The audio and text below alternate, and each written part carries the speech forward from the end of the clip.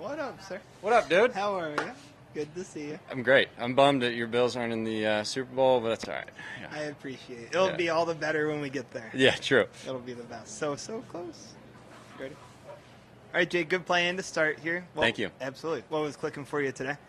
I think I was just hitting it pretty good for the most part. Did a good job of just taking advantage when I did have my chances and whatnot. Being able to get a putt to fall on an eagle on 3 was nice. But yeah, I just think I hit it pretty solid. Didn't have to scramble too much, a couple bogeys, but, nothing too crazy.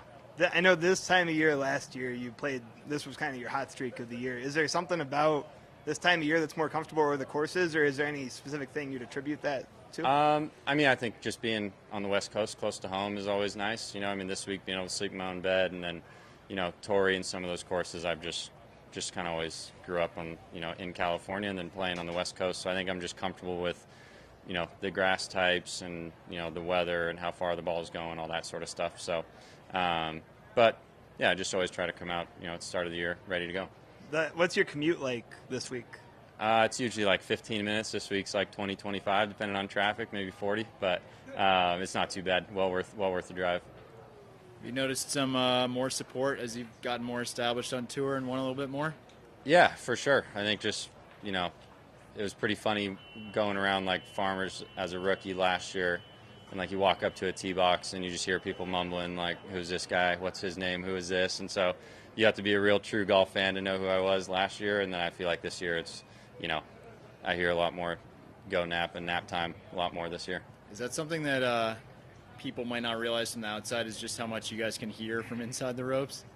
Probably. Yeah, we act like we don't hear everything. But, you hear most things, but at the same time, a lot of it kind of goes like in one ear, out the other.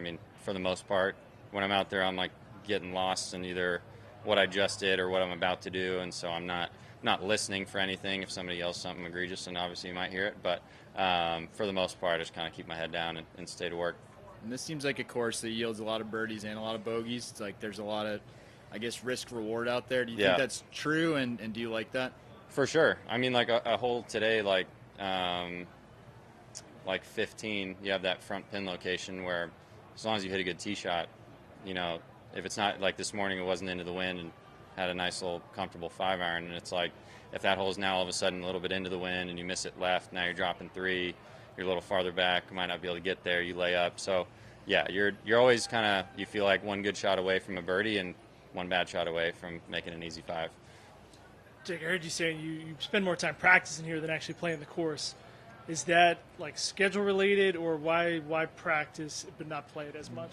This place is just busy. It's, they have tee times like clockwork, so we always have like the first tee time available. But being with PXG, I can go up to Scottsdale National, so I play a lot of golf up there, and then I joined Whisper Rock, so I go and play golf up there, and then just use this place. It's a little closer to home, so I mainly just use the driving range. And for you, the crowd here, does that do anything for you? Does it affect your game in any way?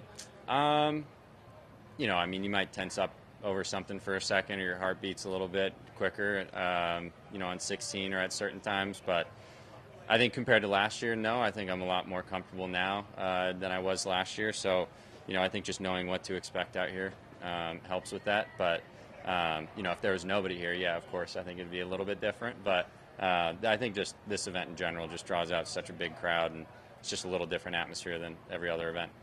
Jake, can you just break down 3, the eagle that you had for us? Yeah.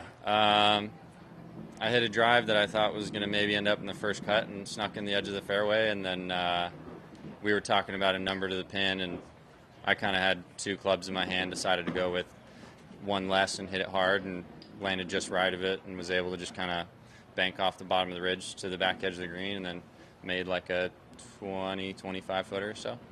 Yeah. Do you remember the first time you played in front of a crowd or had fans to acknowledge? Farmers Insurance, my junior year in college, I Monday qualified into. That was definitely like the first atmosphere where it was like, this is a lot of people. I think you get used to it when you go from like junior golf to college golf, and you have maybe like 15 people following your group, then like 30 or 40, and it doesn't feel like that big of a deal. And then you get into that, and all you see is people. So that was a little bit nerve-wracking. but I think that was probably the first time for me. When it first happens, is there like a shot of adrenaline you have to like adjust for it all? For sure. I mean, on the first tee, I remember my brother was caddying for me, and I was supposed to hit a 2-iron, and I was so nervous. As soon as they announced the first guy's name, I reached over in my bag and grabbed driver because I was like, there's just no way I can hit a 2-iron right now. Amazing. Jake, what's the story of the Ducks logo on your collar? I knew Tim Ryan, who was the president of the team for a while. He was a member at my home course.